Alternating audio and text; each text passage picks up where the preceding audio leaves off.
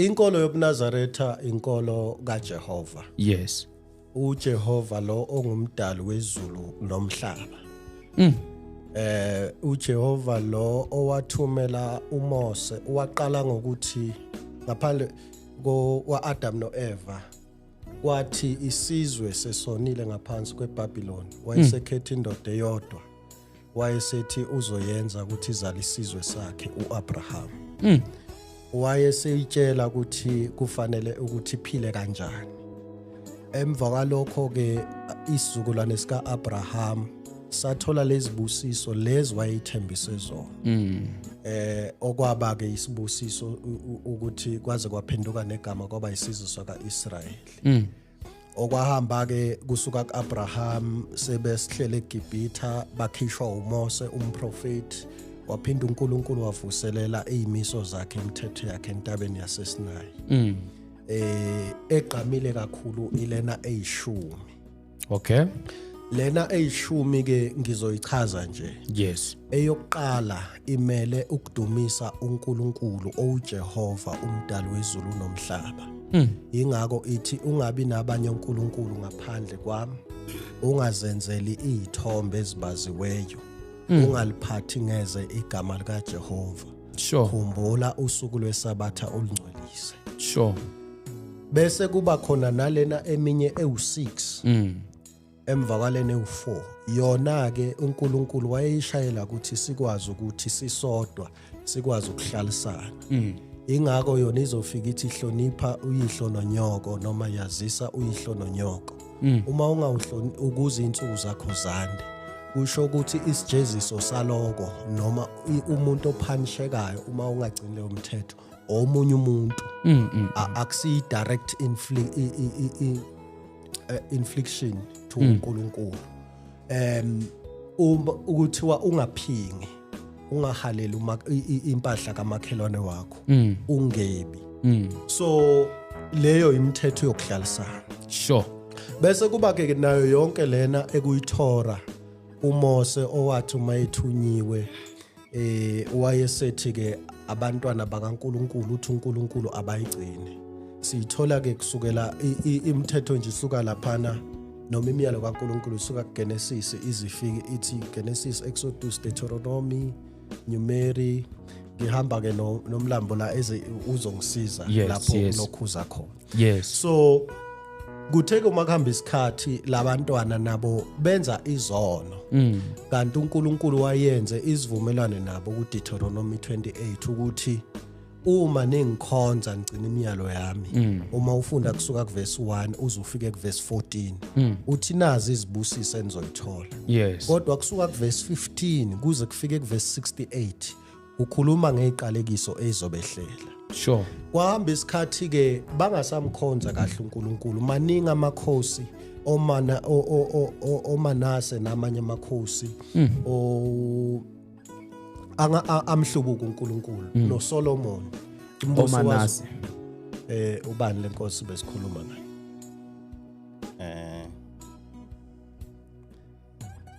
naye amakhosi akwaIsrayeli. Kukhona lamakhosi wayekhonza izithixo. Ngifuna ukuthi ngilungise nje indaba yalenkosi. Yes. Kukhona lamakhosi wayekhonza izithixo. So ngalesikhathi ekhonza izithixo uNkulunkulu wayeye bese uyawajezisa jezise ke isizwe sonke. So into ke kwahamba isikhathi ke wayesebethumela ilokhuza inkosi. Inkosi uYashua. Ngizophawula inkosi uYashua ukuthi azobakhombisa indlela le bese baduke kuyo.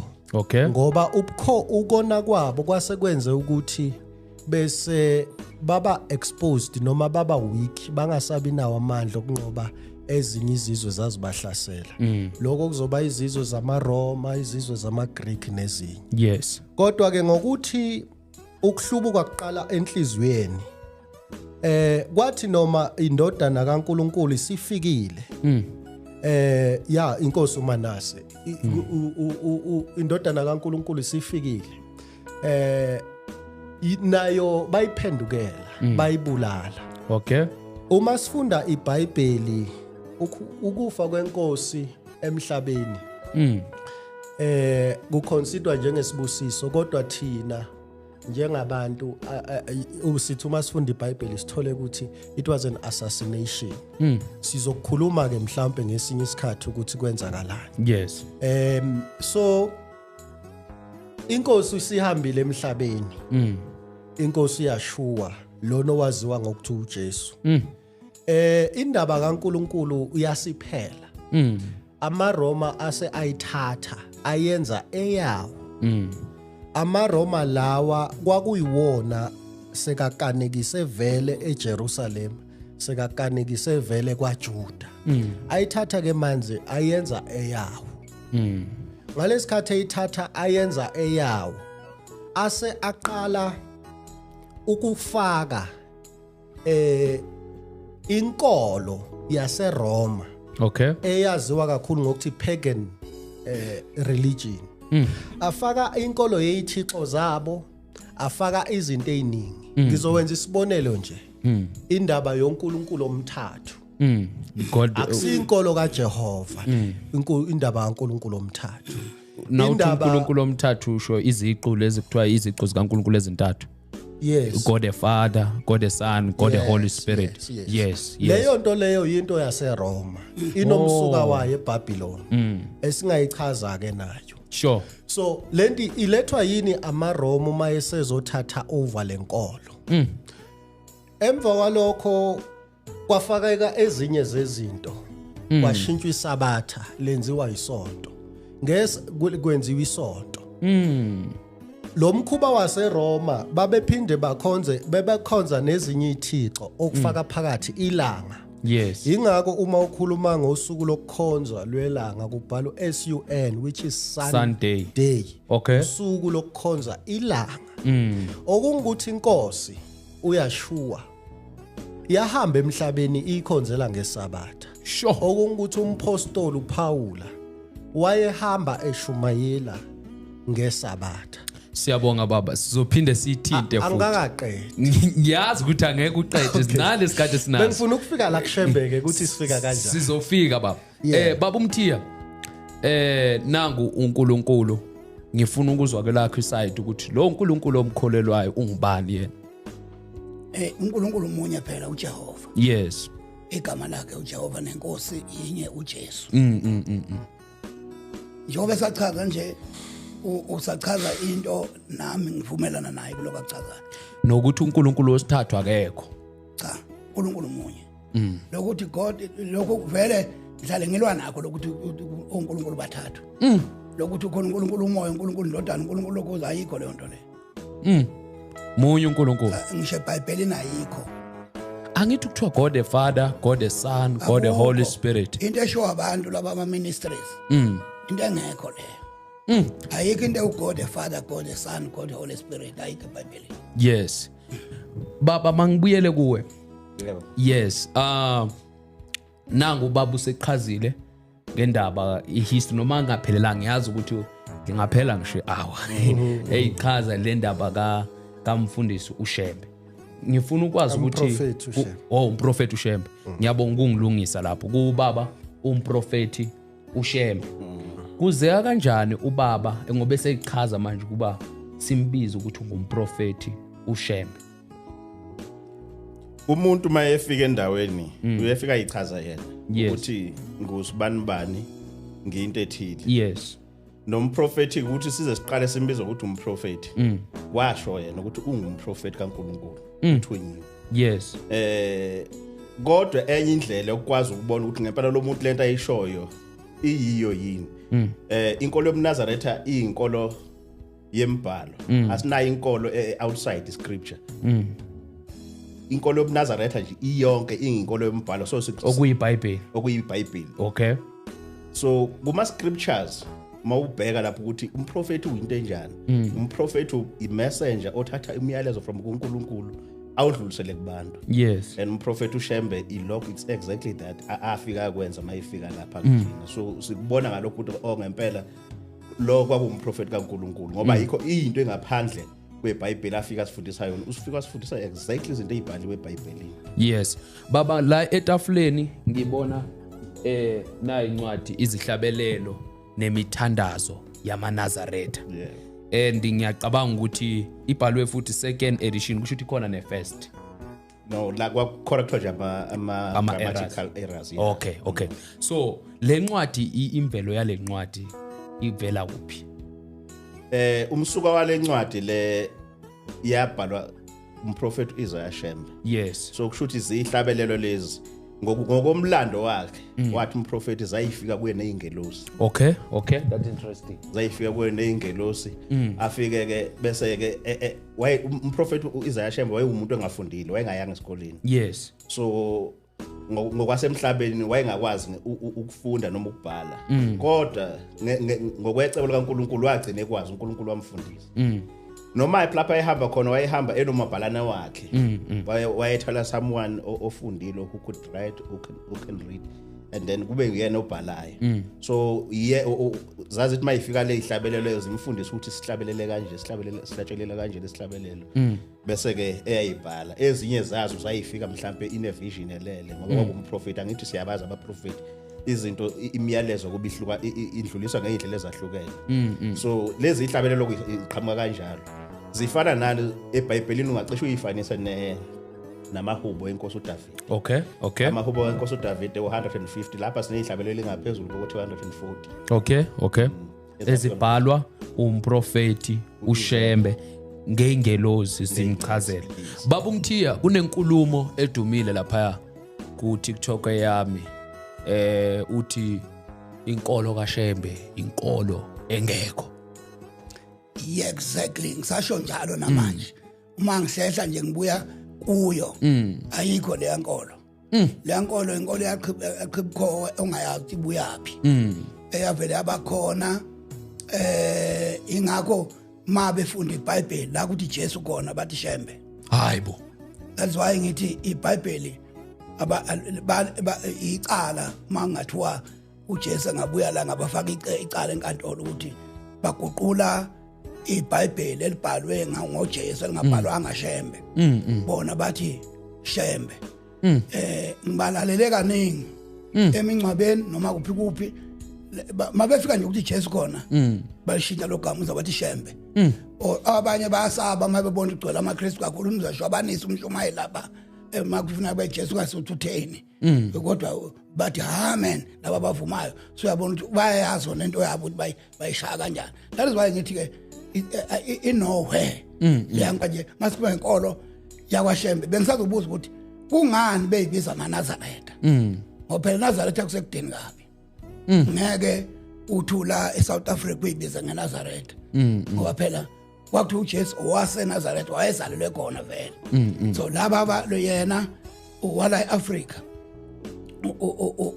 ubabuShembe ake ubabuShembe kwathi amaNazaretha then unenkolo faith system ebizwa ngomNazaretha. Okay ikhona leyo nkolo leyo isuke laphi isuke entabeni yaseSinayi mhlamana uNkulunkulu enabantwana bakaIsrayeli entabeni yaseSinayi inkolo ekhona and it's biblical.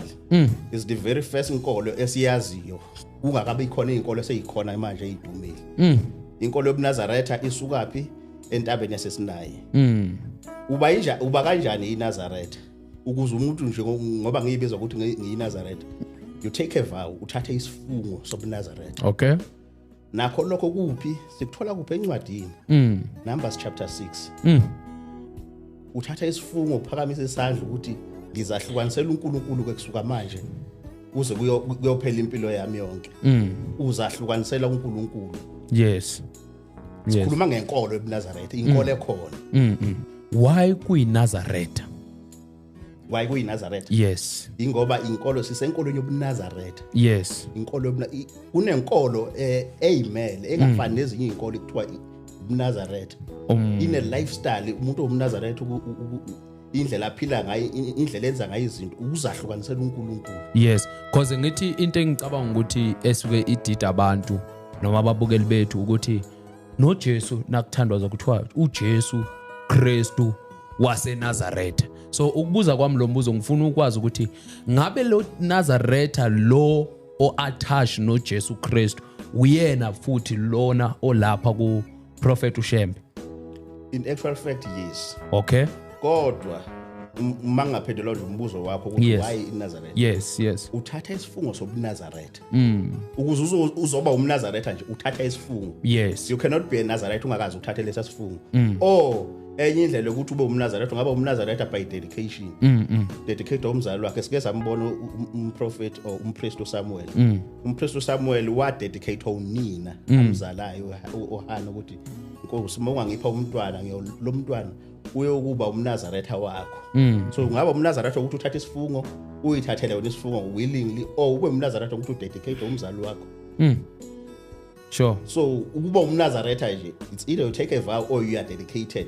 Sure. Kube umNazaretha. Baba sisi ngiyabonga impendulo yakho ukuthi uyachaza indaba yelo. Baba kunendaba engifuna ukuthi ungithintele yona especially ku inkolo eyama Nazaretha. Ukuthiwa ziningi izinto engicabanga ukuthi zidala idebate especially ebantwini because siyathanda ukugceka into singayibuzanga. Hence sivulele channel ekhaya ukuthi so kuwe baba ngicela ukuthi uchazisele ukuthi ngempela inkolo yakaShembe inkolo ekhona and siyini sizathu sokuthi kunabantu abaningi phela ngeke sithi lenkolo inkolo engekho kanti kunabantu abaningi abagcwalayo belaphayana futhi kusho ukuthi iyabaphilisa and baya benefita kuyo. So just to give amabukeli bethu ukuthi kuyini today nimela lenkolo ukuthi ngempela inkolo ekhona. Ukungabi nalwazi kwami kwenza ukuthi ngicabathe ngiyazi. Sure. Bangaba baningi abantu abangaba kulesi simo esithi inkolo kaShembe into engekho. Sure.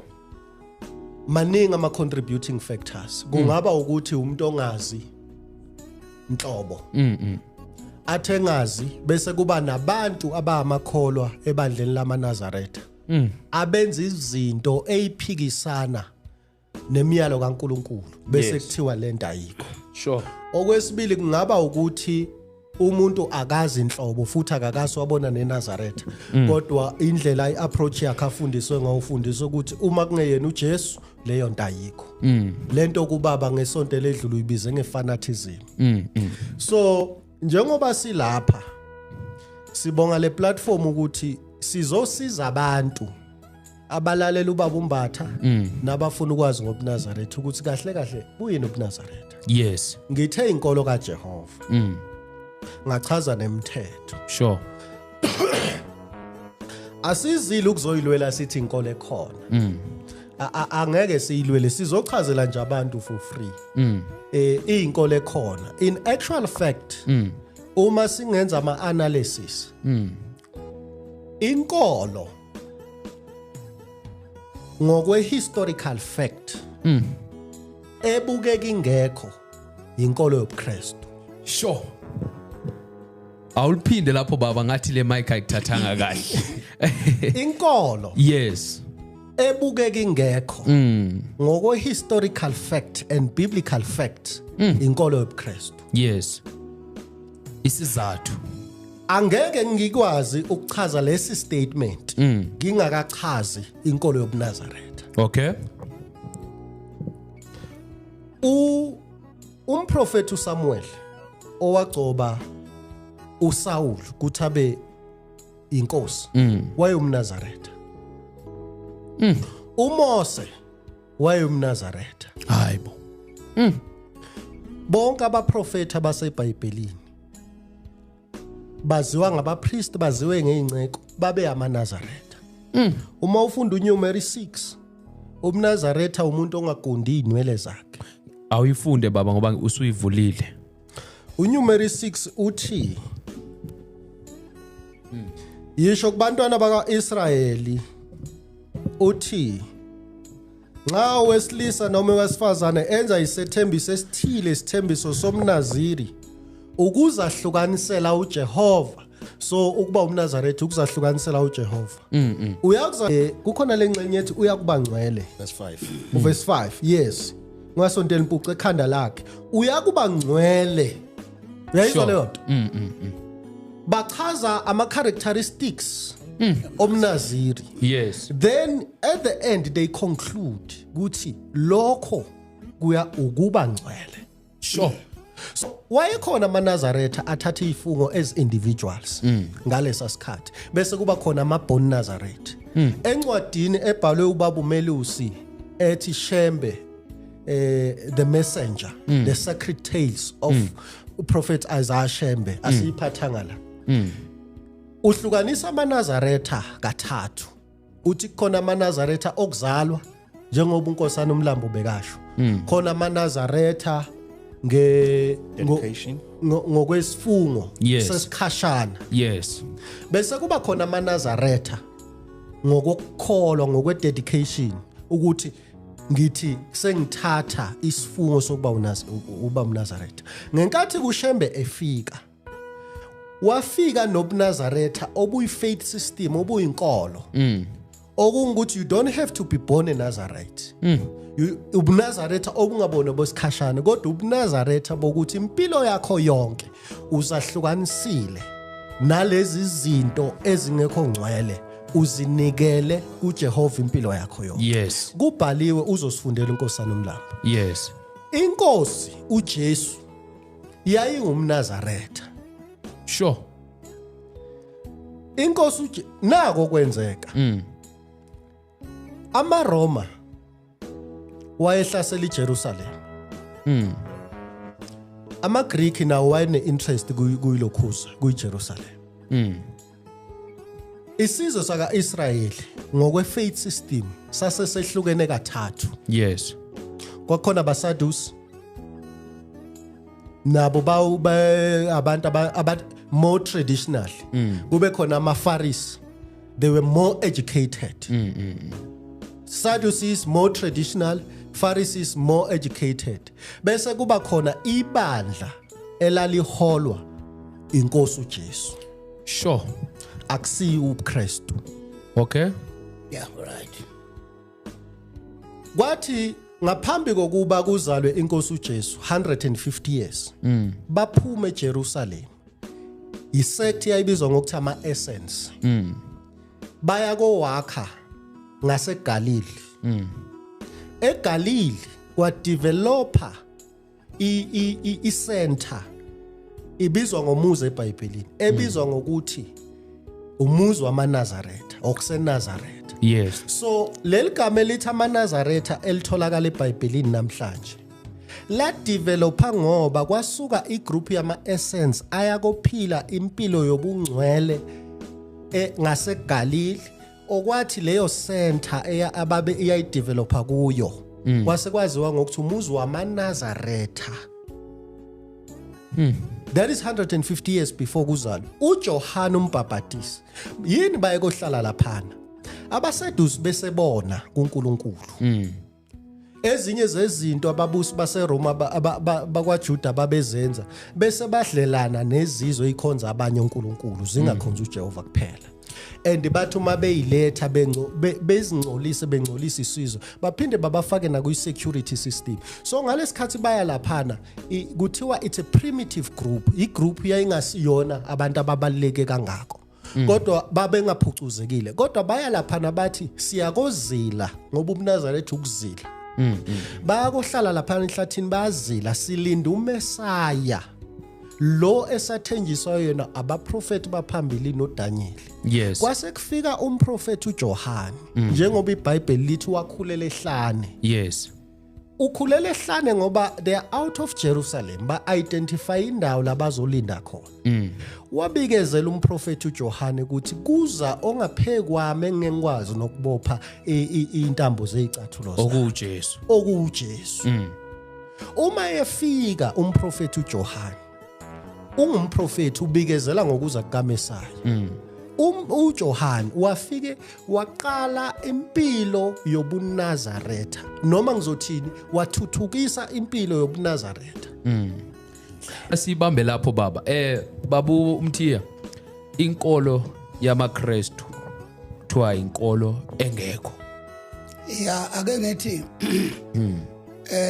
vele ukuthi amaKristu kwasha abantu baseAntiochia. Okay. It's not that uJesu wakha abantu okuthiwa ba amaKristu. Kodwa babizwa kuthiwa amaKristu abantu base Antiochia. uJesu uma efika iBhayibheli lithiwa ake ngithi ngiqalele emva kancane. Yes. Ngabona yikho into engayiphika kule abayichazayo. Nay1.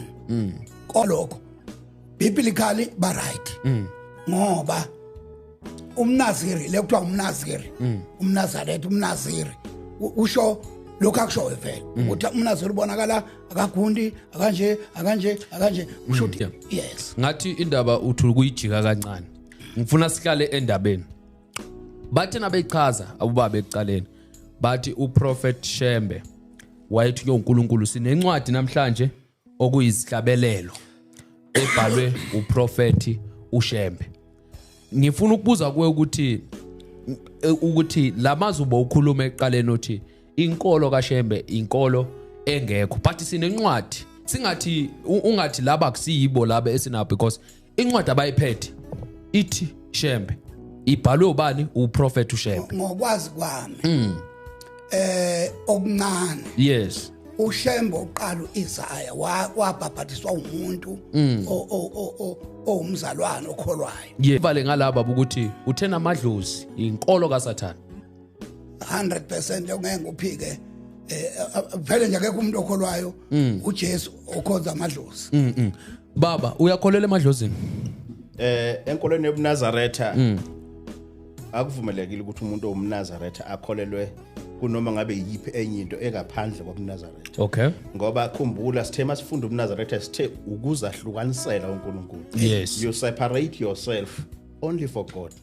So akukho lapho uNkulunkulu asifundisa khona ukuthi sikholele emadlozini noma kwabaphansi. Okay. So kusho ukuthi inkolo yenu niyavumelana ubaba umthiya la ukuthi asikholele emadlozini. Impela inkolo nje kaJehova ayikuvumi ukuthi umuntu osezahlukanisela yena aphinde ebe nenye into eyithemba lakho owakholelwa uzahlukanisela uJehova impilo yakho yonke.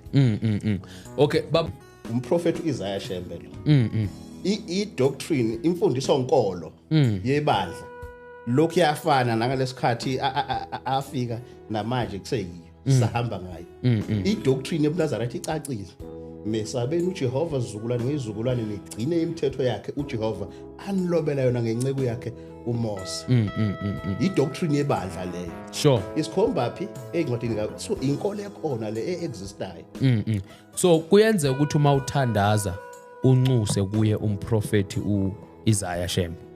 Ake siphinde leBhayibhelini ngithema ngenza intro yami ngathi siyibandla lembhalo. Yes. Nakho umProphet uEliya ehlukana nomProphet uElisha. Yes. Ushaya amanzi ngengubo ke le ayitholile umProphet Elisha uthini? Uthi uNkulunkulu kabani? kaEliya. Ngicabanga impendulo yakho ilapha. Usho ukuthi ngamanye amagama ungena lapho uProphet uShembe. Umuntu okintroduce kuNkulunkulu wena uya kuNkulunkulu ngaye. Yes. That's how it is. Okay.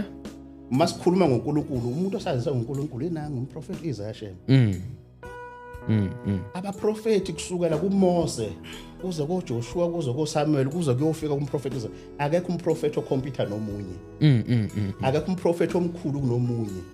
Akekho umProphet ongcono kunomunye. Kodwa izinto abasuke bezitshela zona isuke ngasuke kubo. Basuke bedlulisa umyalezo abawuthole eNkulunkulu bewulethe kithi. Sure. Baba umthiya umuntu onjani usindisiwe? okholwe egameni likaJesu. Yes. ababhathe egameni likaJesu. Yes. Uma ufuna ukusindiswa wenza kanjani? Wamukela uJesu. Umamukela kanjani? Ukuvuma ukuthi uJesu inkosi nomsindisi. Yes. Bese ke ithi iBhayibheli incwadi kaMark chapter 16:15. Yeah, 15 ithi hambani. Nishumayela ivangeli konke okudalwayo. Yes. Okholwayo abhabhatiswe uyakusindiswa. Uyangizwa ngithi? Yes. Okholwayo enza kanjani? Abhabhatiswe wenza kanjani? Uyasindiswa. Okholwayo uJesu bese yabhabhatiswa uyasindiswa. Abo baba bachazile ukuthi bayakholwa uthe kubo nawo bayavuma ukuthi uJesu uyinkosi. Noma ngakabezwa kahle. Yasiza ukuthi mina nginento engiyaziyo Yes. engihluphayo. Ngicela uyichaze Ake into ngithi- ehluphayo baba. Bakhuluma bona, yabona inkolo bakhuluma ngayo, iphikisana ngqo nenkolo yakwaShembe. Mina ngakithi bakhonza amadlozi. Abantu bakwaShembe. Angikhuluma abantu abaphila ezulwini ngiphila nabo ngakithi. Bahlaba isidanana abantu bakwaShembe. Wakhuluma ngedlozi bakukhanda ngamatshe abantu bakwaShembe. So bona funeka baqale bangikhiphe lapho. Abafowethu angithi ngeke ngikwazi uku-attack into abayisho manje ngoba konke abakushoyo kuseBhayibhelini. Yes. Funa mase sizokhuluma nabo sicathula nabo ngalokho abakushoyo ngoba nakho nginayo impendulo zakho kodwa nginenkinga yabantu bakwaShembe abanamathempeli nje angapha ngakithi babuye bahambe bayoconsulta kwabaphansi ene bayakushumayela lokho ukuthi abakini abangasekho kanjani bayakushumayela into abakhuluma ngayo abakufundisa kubantu Yes. indaba yokukhonza idlozi. So sibiyele kuJesu ukuthi uJesu uwamukelwa kanjani. Yes. uJohn 14 ngoba ukhuluma ngokuthi mhlawumbe uzofika ekuthenini akakasizwa simukele uJesu. uJohn 14 uverse 15 uthi uma ningithanda niyakugcina imiyalo yami. Akukho eBhayibhelini lapho kuchazwa khona ukuthi uJesu umukelwa kanjani. Kodwa uJesu uthi the moment umthanda uyagcina imiyalo yakhe. Simthanda kanjani ke thina? Simthanda ngokugcina imiyalo yakhe uJesu. Yilokho esikwenzayo. Ngedlule lapha. Yes. Lungisa baba. Ngize kulento kuzenza ake sizoqhubeka. kukhona eBhayibhelini uJesu wamukelwa kanjani? Kukhona. Sizobuya silifunde lelo baba bathi. Ake siye kuzenzo. Okay, ngifuna ukukhuluma ngalento ayishilo ubaba. Izenzo 11 uverse 26. Kuthi kuqala nini ukuthi babizwe ngamaKristu. Bese sibiyela ukuthi babe yini. Uverse 26 kaZenzo 11 uthi kwathi esemfumene wamisa eAntiochia. Kwase kwenzeka ukuba umnyaka wonke bahlangane ebandleni bafundisa abantu abaningi. Kwaqala eAntiochia ukuba abafundi bathiwe amaKristu. Yes. Umalana nawe Babebizwa ngani? abafundi. Izenzo 24 Funda baba. verse 5. Yes. Ngokuba siyifumene lendoda siyifumene ishinga evusa ukwambuka phakathi kwabaJuda ezweni lonke ihle eyinhloko yohlelo lwamaNazaretha. Yeah. uPaul okukhulunywa ngaye kuthiwa yindoda eyinhloko yohlelo lwamaNazaretha. Babengabizwa lokho. Angithi kulapho Ngicela mana ecacele kuze kancane. ngaqhubeka phambili. Ngicela ukuqhubeka baba. Angithi akusile iBhayibheli leli lishoyo lokho kushiwo eBhayibhelini kodwa kushiwo umuntu othile ongamazi uPaul kahle omfanisa nabehlelo lamaNazaretha. Yes. Aqhubeke simlalele. Ngingaqhubeka ngichaze ngaze ngivule nale ncwadi. Ngicela uyivule nayo baba ngoba sikaze sivule. Yes. Oh, okay. Cha, ngizobuya emazwini kaProfeti Isaiah Shembe. Layimeke le ncwadi. Izosihlupha ke le. Izoletha idoctrine yakwaShembe. No, akafunda ufunda le. No, ufunda iBhayibheli. But le ncwadi ifakazela iBhayibheli. Yaphatha kungona sifunda iBhayibheli asibeke le. Ngoba lena isi-edithiwe i-edithiwe iBhayibheli edithiwe. Baba ukho ifunda le. It's for the Lena akafunda ivese ngoba No. Singayigqeki into No, esingayizwa. man. Once we speak about enye incwadi, siyasuka ke kwi-constitution kaJehova uNkulunkulu. Ngoba le ibhalwe yibo. Ibhalwa ubani le ncwadi? Le ncwadi lena ibhalwe uSamuel Bakhyoko. Isihloko sayo sithi From Sabbath to Sunday. Eyase Italy, eRome la qhamuka khona inkolo yobuKristu 1977. Baba iBhayibheli libhalwa ubani? iBhayibheli kuthiwa abantu bakaNkulunkulu Yes. eqhutshwa umoya engcwele. Yes. Exactly. Le Le ncwadi ibhalwa ncwadi i-background yokuthi Asibeke kwenzakalani. eceleni yona ngoba ngoba ukhuluma ngohlelo oluthile sibeke eceleni sifunde le yeBhayibheli. ifakazela Okay, ngoba iBhayibheli. angisakwazi. Ngilifundile iBhayibheli. Yes, iBhayibheli siqhubeke nalo. lithi uPaul ngiqale ngathi uJohane wayeyumNazaretha inkosi uJesu yayinazaretha umNazaretha mana baba angiphikisani nawe ngalokho angithi ngiyaqhubeka baba Paul uPaul qala simana nawe qala ukuthi baba mina angiphikisani nawe ukuthi uJesu waseNazaretha vele wayeyumNazaretha ngokwefaith no hayi ngokwefaith baba umthiya uJesu wazalwa khona eNazaretha iBhayibheli lisho njalo so ke interpretation yabantu lithi wayekhonza eNazaretha alikho ibandla elakalaba khona lamaNazaretha angithinali siyalifunda baba lapha kuze babukeli bethu sisekhona la ekhaya kwaKitted Media yes alikho ibandla la ngisho kwaIsrael akaze ubukhona ibandla lamaNazaretha umNazari umuntu ozahlukanisele uNkulunkulu baba ngicela ukukufundela baba ukuthi lalikhona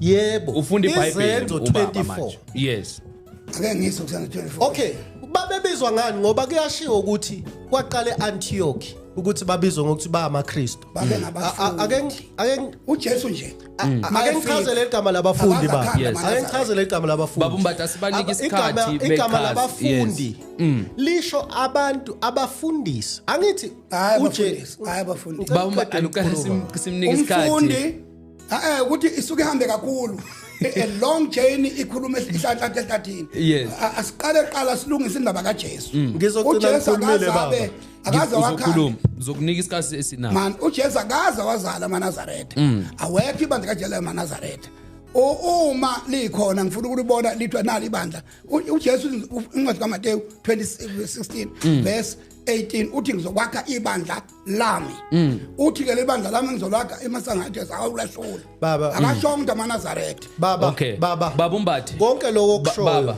ngicela ningipheni ithuba bambatha ngizocela ukuthi siphene isikhathi sokukhuluma ubaba umbatha uthi akukho ibandla eBhayibhelini ibandla likaJesu elake labizwa amaNazaretha lokho akulona iverse leBhayibheli amazwi kababa umbatha yes ukuthi alikho sikumamele baba so ubaba umbatha akakwazi ukuthi abe namazwi kodwa uma sengifaka amazwi kaSamuel eBakyoki angasabikho ubaba umbatha uyakwazi ukukhotha izinto ezenzeka ngakuye abantu bayezangomeni ngakubo kodwa mina ngisakwazi ukuthi uma ngithola ulwazi lukaSamuel eBakyoki ngiluveze kwenziwa yini ukuthi ubaba umbatha abe nama sources amaningi awasebenzisa ukusubstantiate iargument yakhe kodwa thina uma sifuna ukusubstantiate ukufakazisa ukuthi uShembe wayethunywe uNkulunkulu kuNazaretha ubukhona eBhayibhelini regardless of incwadi or omnye umuntu kufanele ubaba umbatha stop asiqale silungise lokho asikulungise lokho baba uthini ngicela uPaul kule eqeda kuyisho ubaba asikulungise bese ngifunda amavesi okay ngifuna ngindlalela lenkulumo yakho uthe ngeke ungistop yes baba umbatha ukube nawo nali iBhayibheli ngangithi funda kwelakho nayi ifoni yakho hey bambatha iBhayibheli lelo ubambatha wathi iBhayibheli ngithi ngizofunda uma kuthiwa ekuqaleni bengichaza you happen to stop me angiqhubeke ngicela uqhubeke baba there were 3 sects kwakhona abaSedusi khona abaFarisi kukhona ama-essence athi ama-essence uma esuka eJerusalem ayohlala la hlala khona afika phila impilo yobuNazaretha ubuNazaretha ukuzila ukuzahlukanisela uNkulunkulu uJohane uMbhaphatisi wayithuthukisa leyo nkolo uma kuthiwa wathi uma yebuya eGibhitha waya emzini waseNazaretha oseGalile kushiwo umuzo wakhandwa ngokuthi kuhlala amaNazaretha kuwo lapha azalelwa khona ukuthi kuze kufezeke ukuthi uya ukuba umNazaretha kaNkulunkulu so inkosi uJesu yayingumNazaretha abafundi benkosi uJesu babe amaNazaretha igama elithi abafundi lisho ukuthi babegcotshiwe ukuthi belekelele bafunde kuye njengesithunywa sasezulwini bathi uma befunda kuye bese bemlekelela ukuhambisa indaba kaNkulunkulu yes uma ebakhetha ke labafundi baba u12 uJuda uyazilengisa bese ngesibonakaliso afika kuShawuli owaziwa ngokuthi uPaul uPaul kubhalwe kakhulu ubaba njengoba la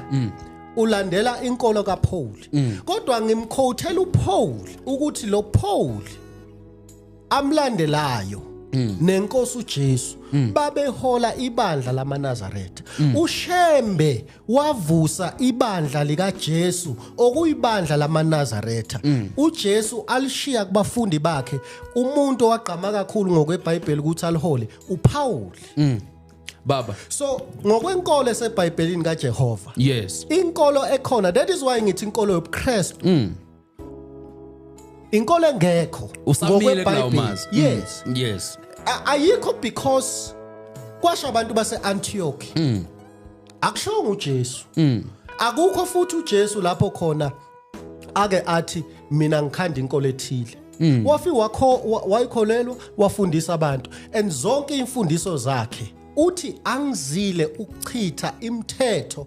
nabaprofeti ngizogcwalisa uma ethakazile ukuzochitha usho ukuthi elesHebheru lithi ngizocacisa yini lena azoyicacisa uJesu uzocacisa ukuthi uma umuntu ekushaya kulesihlathi esingapha munikeze lesesinye yes ayakwenza yini amaKristu lokho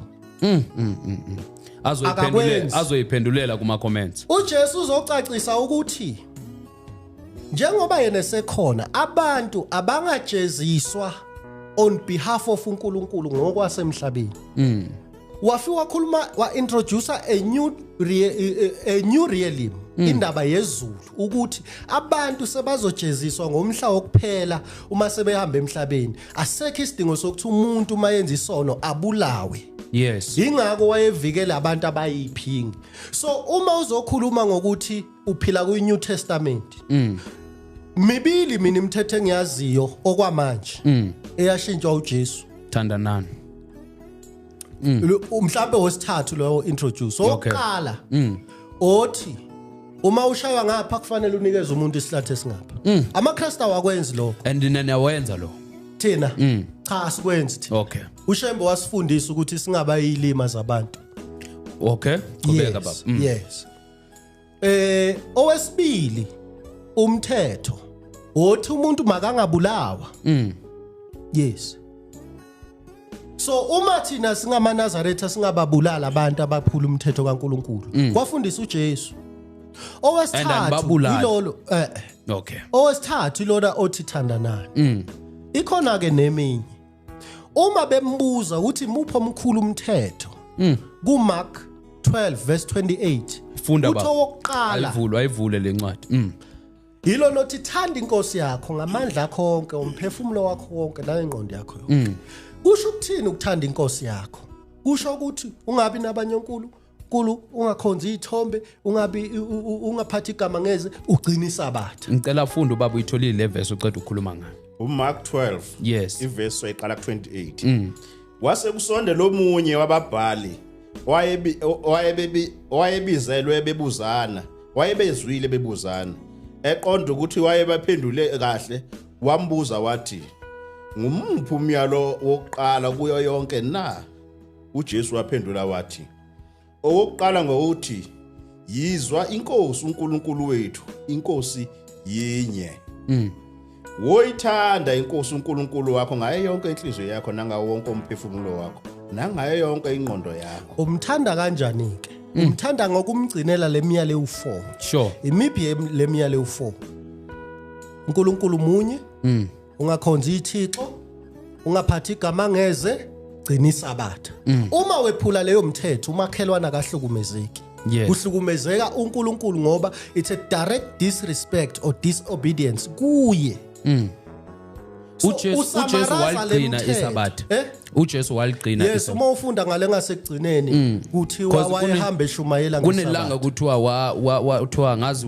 bayicishe bambuze beFarisi ukuthi ungathi ubaba ufuna ngalesikhathi aphendula athi inkosi yesabatha wayezoba inkosi yento engekho ngicela ufunde baba ngicela ukuyifunda phansi impendulo yakho mfowethu ukuthi uJesu uyaligcina isabatha yes so ufunda incwadi kaLuka 4 so iqala nje lapha ku verse 16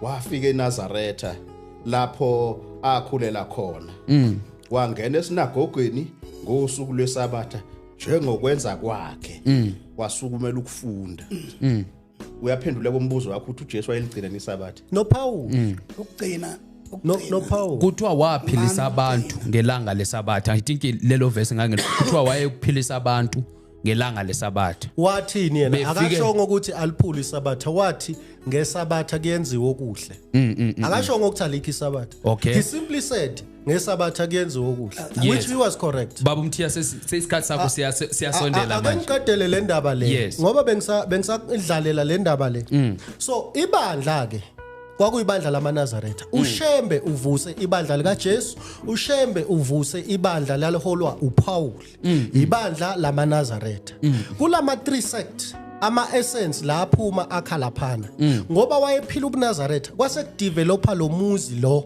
babekhonzela kuwo Ngicela kwakuyi headquarters yama essence aphila ubuNazaretha kwa developa lo muzi obizwa ngokuthi kusemzini waseNazaretha ngicela ungiyeka ukuthi nobaba ngifune ePaul kuleyo nkulumo yakho.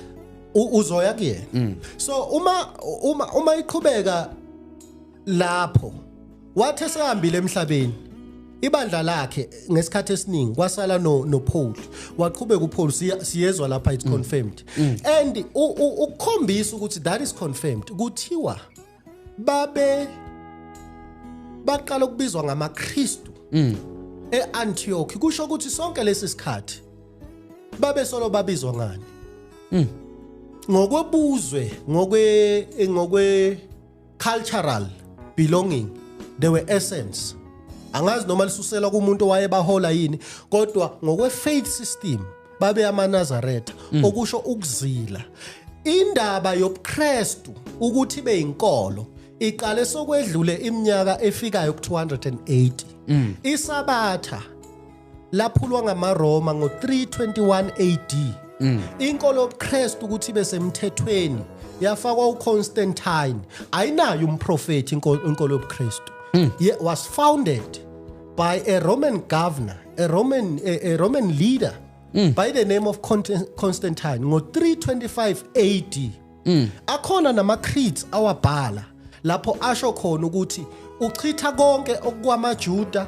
ufaka okwaseRoma wakuveza lokho uma ethi uchitha konke kwamaJuda wayechitha ngisho neimfundiso zikaJesu Kristu ezithi uma ningithanda nogcina imiyalo yami wachitha neSabatha uJesu ahamba aligcina kwafakwa inkolo yamaRoma yini inkolo yamaRoma ukukhonza ilanga the sun Sol Invictus inkolo yamaRoma ukukhonza uNkulunkulu waseBabylon uNkulunkulu we production obizwa ngokuthi Astaroth lona kwathiwa singamkhonzila inkolo yamaRoma ukukhonza uThamus egameni lika Jesu lona waza uThamus lona wazalwa ngo25 December inkolo yamaKristu ke leyo inkolo yamaRoma leyo so ngokwe nature yenkolo yamaKristu konke ukukhonza kwabo bakhonza ithixo zaseRoma abaseRoma bayithatha eBabylon ngalesikhathi kuhlukana abantu bahlukanise izilimi bahamba abanye bahamba nazo baya eGibhithe bafika baqhubeka nokuyikhonza eGibhithe abanye bahamba nazo baya eAsyria namaRoma nawo umbuso wawo lona prophetha ngawo uDaniel ukuthi uyohamba bekhona now so njengamanje inkolo eyaba khona yobuKristu ayinamprofeti umsunguli wayo uConstantine ingakho ngithi ke inkolo engekho inkolo yobuKristu ngoba ayikho inkolo kaShembe kunenkolo kaJehova eyavuswa umprofeti Isaiah Shembe ukuthula kube kuye ngiyabonga baba baba Mthiya ngiyacabanga ukuthi kule nkulumo baba ekhulumile kuningi nje ake ngikhulumela uJesu yes ake ngiqale uma ethi inceba kaNkulunkulu ukuthi ayinamprofeti inkolo kaJesu yamaKristu yes ukuthi lokuthi amaKristu kufana ukuthi angiyeke lokho ukukhuluma ngakho ngoba ngiyakholelwa nami lokho kushoyo ukuthi akazi uJesu athi ibandla lakhe amaKristu Okay. kodwa abantu ithi iBhayibheli uPawula wahlala umnyaka efundisa abantu Yes. kusho ukuthi abantu babona inkambo yalabo bantu basebeyifanisa nenkolo nenkambo kaJesu bababiza ngamaKristu akasihlehla kancane ke asikuyeke lokho Isaiah 2 verse 1 umprofeti uMathaya namprofeti inkolo le kaJesu Uliphethe iBhayibheli baba. ecimile lento Okay.